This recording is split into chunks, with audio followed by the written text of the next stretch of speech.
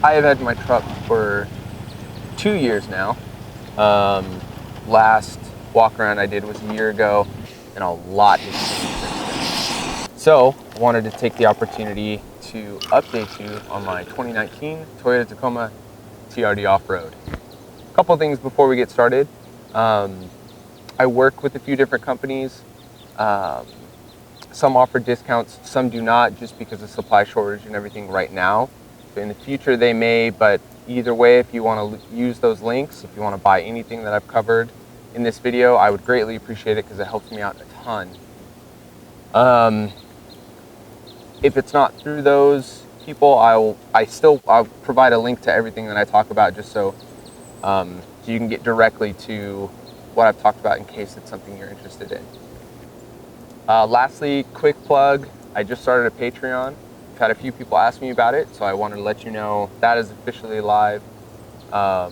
There's different tiers, but you can get early access to videos and coordinates to some of the places that I go. So my all access members will get coordinates to this location, which is prime. It's an awesome spot. Okay, enough of that, let's get into it. So I want to break this up into a couple sections. The first thing I want to cover is the stuff that hasn't changed on the truck. The next thing I want to cover is the stuff that has changed. So I've replaced a product with a similar product. And then the last thing I want to talk about is things that are completely new to the truck. So to first cover the things that are unchanged since the last time I did a walk around. I'm going to start with the CBI Overland bars. There's something I've had on my truck they were on my truck when I did the first walk around. I think I got them 6 months after purchasing the truck. And I still maintain they're a fantastic setup. I really, really like how low profile they are. It keeps my tent perfectly in line with my cab, which was something I was looking for. That's a setup I really like. They're not the most modular things on the market. I've had to do things to adapt them and make them work for the setup that I wanted. And I've covered, the bars that I put in place to be able to mount things on the side of them. I still love them for the price point and for what the quality that they give you. They're fantastic. Full disclosure, I'm an ambassador for CBI and Prinsu, but I was a customer way before I was an ambassador, and I really like their stuff. So I strongly encourage you to use the links below to purchase any of their products, because they will not fail you. Another thing I want to talk about is the Takui Kukanam Ruggedized 3, which is not on my truck right now, but that's the tent I've been using for over a year. It served me really well. I really like how thick the canvas is, the material that they use on it, but it's a little older, it's starting to have some wear and tear issues, and I'm going to start looking at getting a replacement for it as soon as I can.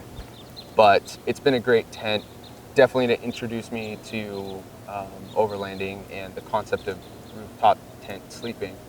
And I know for a fact that I really like it. So time to upgrade, but it's been a great tent, for the introduction into this lifestyle. The next thing is the Cali-Raised ditch lights. I got the ones with the side projecting pods, and I believe they're 2,500 lumens each. I got them in just a pure white, so it's 6,000 K.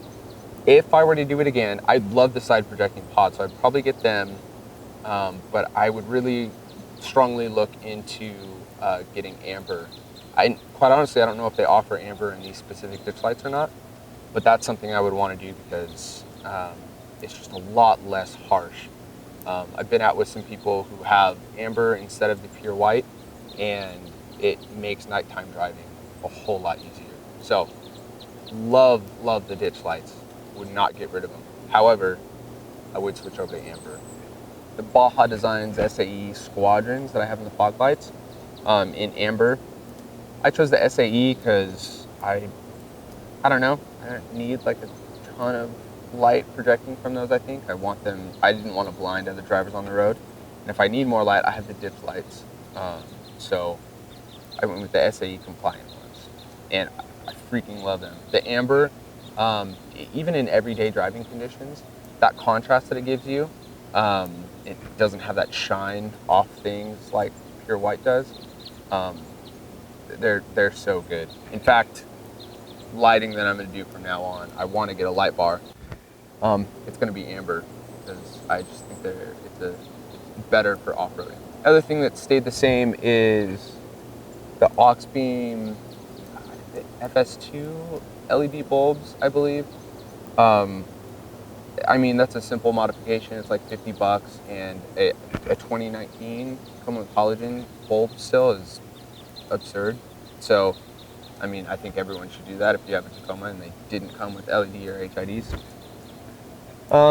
Another thing that stayed the same is the RCI skid plate. I definitely used it a few times, and it's held up amazingly. I'm thinking about switching to CBI because, yes, I'm an ambassador for CBI, but I think their skid plates are just a little bit better. They offer a little bit more coverage. The downside with them compared to RCI is they're significantly heavier for the steel option, which mine is steel, so steel to steel, the CBI is heavier, but it provides more protection. So the more aggressive with off-roading I get, I kind of get bored with doing the same stuff, so I have to push the limits. So I really need to start thinking about armor and protecting more of the underside of my truck. So probably going to be switching to CBI in the not too distant future. Last thing that hasn't changed on the truck since the last update is the Method MV305 wheels. They're in 17 by 8.5 with a 0 offset. I still really like the look of them. I'm kind of thinking about getting away from the faux beadlock type wheels, but there's so many other more functional things that I want to do on the truck. It's so low on my priority list. The next thing I want to cover is the stuff that I've changed. This is something that I've had on my truck previously. I either didn't like it or wanted to upgrade, so I swapped it out for something else. The first thing you probably noticed are the Falcon Wild Peaks. I didn't go full 33. They are 275 70/17, so they're 32.4 inch tire. I just really don't want to do the cab mount chop, and I don't do rock crawling or anything to really make 33s worth the effort, in my opinion. So that's what I went with. The Wild Peaks AT3Ws are so much better than the BF Goodrich KO2s that I was running before. I had the KO2s for about 4 years, and they were pretty good at first, but they always just sucked in the snow. And they weren't ever super great in wet weather conditions either. These, because of the siping that they have, are incredible in wet weather conditions. I truly haven't lost traction with these under normal driving, where with the KO2s, I was pushing the front end a little bit. I had a bit of understeer because they just don't have the wet weather traction. So I got away from the KO2s, switched over to AT3Ws, and I mean, they're just a million times better. Gas mileage definitely suffered a little bit, but well worth it. And people have been asking me for so long to do a review. I really need to do it. There's so many other things that I have going on right now and videos that I'm trying to make and stuff like that. I promise I will get around to doing a review on these tires. But the short of it is, they're amazing. Love them. The next thing that has changed is the rock sliders. I didn't have rock sliders previously. I had the Tiger Star Armor step bars, which they were like $250 off Amazon, and they were just step bars. They mount to the body, not intended to be rock sliders or anything like that, but they did honestly offer me pretty cheap insurance while being off-road. There were a few times where they saved me. They were pretty good. But since then, I've upgraded to the Cali-Raised 25-degree rock sliders with the cutout. I've definitely dragged on these sliders quite a bit, and they are just fantastic. They're so good. I've used the kick out once or twice, and if you get rock sliders without a kick out, you're crazy, because the kick out is just, it's a lifesaver. To be able to pivot your back around by using that kick out, it's awesome.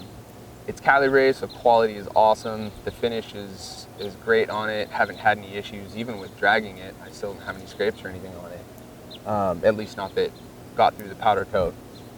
And I really like how just sleek they are. They're kind of tucked up in there, and I think in passing you wouldn't even really realize that I have rock sliders. So I really like that. Been trying to keep the build simple. The next thing that's changed is my suspension setup. So previously I had Bilstein 5100s front and rear. I had OME 887s, two 887 springs in the front. They were 600-pound springs. The springs themselves gave me 2 inches of lift. So if you decide to get this kit, let me just tell you right now, because I get the question, to this day I get this question all the time. If you get the OME springs, the notch on the 5100s is going to be set at 0 because the springs themselves give you the lift. If you use the stock springs, then you can play with the notch setting to get that height out of the shocks. But if you use OME springs, just 0 notch. Anyways, the 5100s were great for what I was using them for. But as the weight of the build started to get more and I started to get a little bit more aggressive into off-roading, I decided to go a little bit harder in on the suspension. The 5100s are great, but they were starting to beat me up a little bit on off-road. They're just really stiff. So I replaced them with Dobinson's MRR 3-way adjustable shocks. And oh my God, the difference is unbelievable. Like, it's so good.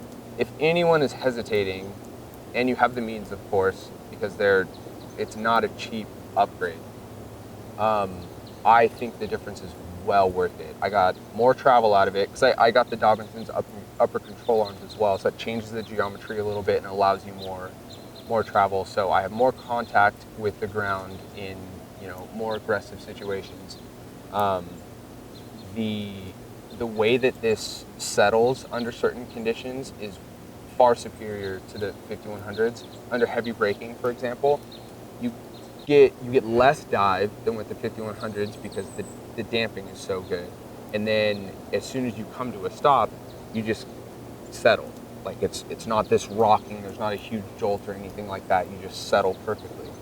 And being off-road and all the washboard stuff that we have, I think it's comparable to if you were to take your stock suspension or a 5100 kit or something like that, air down your tires to 15 to 18 PSI, and the extra push that you get from that, it makes those far more comfortable.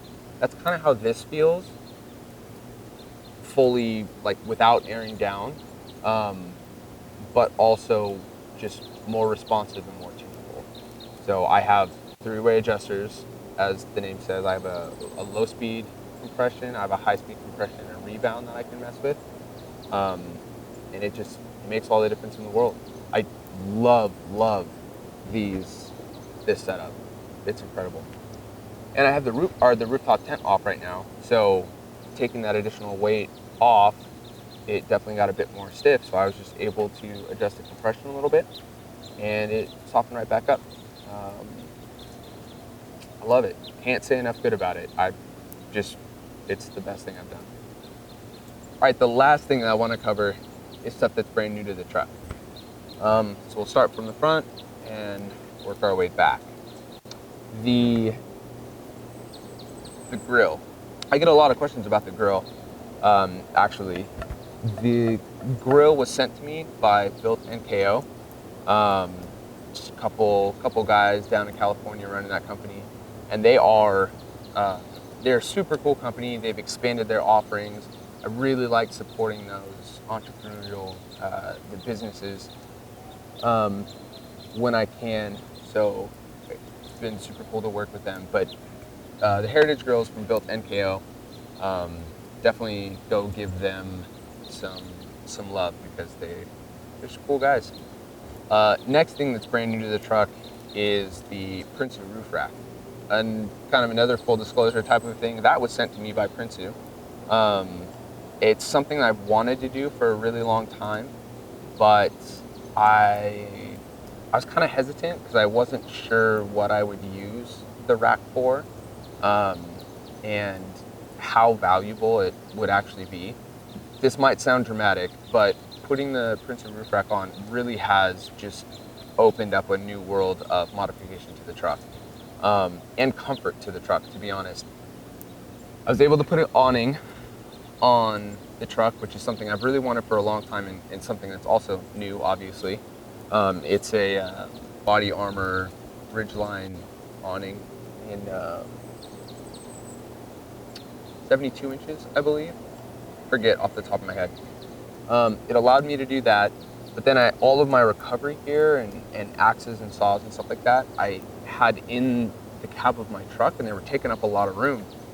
I got a Plano gun case, 42-inch Plano case, and mounted that up there, another new thing that's on the truck. And I was able to put all that recovery gear in there. So I have tie downs, I have a foldable saw, I have a hatchet, I have another thing that I'll get to in a minute. I mean, I have a ton of stuff in there that was floating around in my cab previously, and now it's up there tucked away and has given me more space in my cab.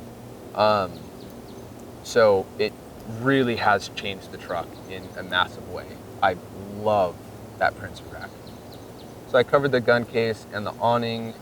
The next thing that I've done is the ARB air compressor mounted in the engine compartment. I used to use a slime kit from AutoZone. It was like 60 bucks. It was just super cheap, but it did the job. It took me forever to air up, but I was just like, whatever. It does the job. It allows me to air down and air back up at the end of the day. Not the end of the world. I didn't see spending the extra money. I just couldn't wrap my head around it. When I eventually did it, because I just got really nervous the slime was going to die on me at any time, and I was going to be stuck with aired down tires driving home, or to the nearest gas station. So I finally pulled the trigger on the ARB, and that's another one of those things that's it's so nice to have. Don't really have to worry about it dying because they're fantastic. They air up so much quicker. It's incredible, and that's the hose for it is another one of the things I keep in that gun case. So tucked away all nice, and I use it when I need it. But yeah, that's been an amazing mod as well. Love having that on there. I think that just about covers everything that I've done to the truck. In the description, I'll do a cost breakdown of everything that I have on the truck. Just so you can get an idea of what it would cost to get your truck, to this level. A year ago, I considered my build a very budget-friendly build. Don't think I'm really there anymore, mostly because of the suspension, but I am beyond happy with where my truck is right now. It's so good. So there's a few things I have left to do to the truck. I have a snorkel on the way. I really want to get front and rear bumpers. Specifically the rear bumper, that's kind of my next weak point is the departure angle of the Tacoma. It isn't great, so I drag the hitch a lot, or the receiver. So that's pretty high up on my list of priorities. And I need to continue doing armor, do the transfer case and transmission armor, gas tank armor, lower control arms, differential, stuff like that. I need to get some armor under the truck, and then I also want to work on lighting a little bit more. I really want to get a light bar for the front of the truck, probably a hidden light bar, and then I want to get some rock lights. They'd just be so nice to have. I think more for potentially an ambiance type thing, but wheeling at night, it'd be really nice to be able to see exactly what's going on down there, which we're getting into winter. So days are getting shorter, and that's going to be happening a lot more. So those would be really, really nice to have. Probably need to pull the trigger on those soon. But anyways, I hope you guys liked the video. I hope this was helpful for you. I'm really, really happy with where my truck is. I get compliments all the time on it. It's so capable and still so comfortable. I love it. It's a hobby, but the places that these trucks get you when built right, nothing else compares. I love it. So one last plug, definitely use the links in the description if you want to buy any of this stuff, because it helps me out a lot. I truly do put all of that money back into the channel, help it grow, and make more content for you guys. And also check out my Patreon if you're at all interested in supporting the channel further. I want to build a closer community, and that allows me to do that through, like a community chat and early release and offering discount codes for different things beyond what I have for everyone else. So yeah, consider joining me over there. Hope you guys like the video, and if you do, I really appreciate a thumbs up. Subscribe if you aren't already. Until next time, I hope you're able to get off the grid and off the grind. I'll see you in the next one.